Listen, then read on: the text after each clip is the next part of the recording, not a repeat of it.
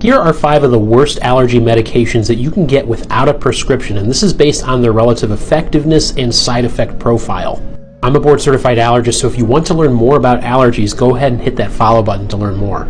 At number 5, we have Visine, which is tetrahydrozoline hydrochloride, and any medication that has ozolene at the end of it for an eye drop can constrict blood vessels at the eyes to reduce redness, and that's a temporary effect, but over time you can get a rebound redness and you can end up having worse symptoms.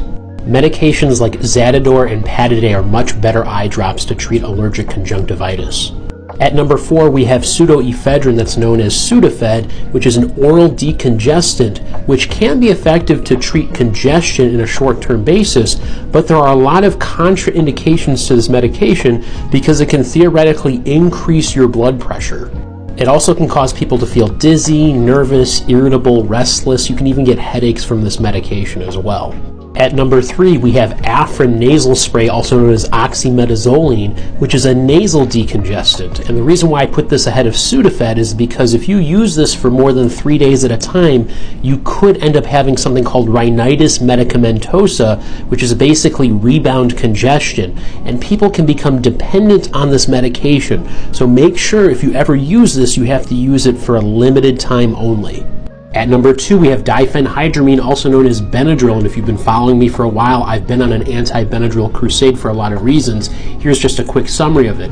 It's a first-generation antihistamine that can easily cross the blood-brain barrier, can make people very sleepy, and up to about 10 to 15% can have a paradoxical effect where they can get really agitated and hyperactive.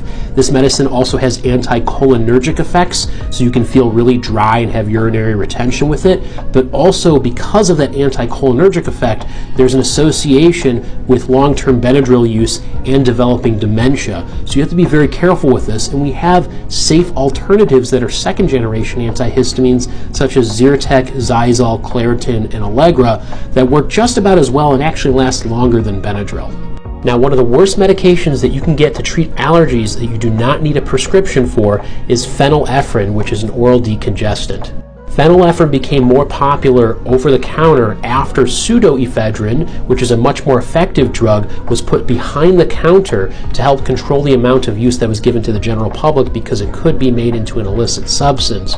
And so phenylephrine has been shown over time that it doesn't really work.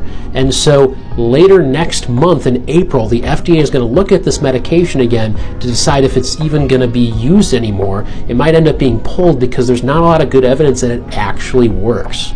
In future videos, I'll talk about more effective medications to help treat allergies, so feel free to follow to learn more.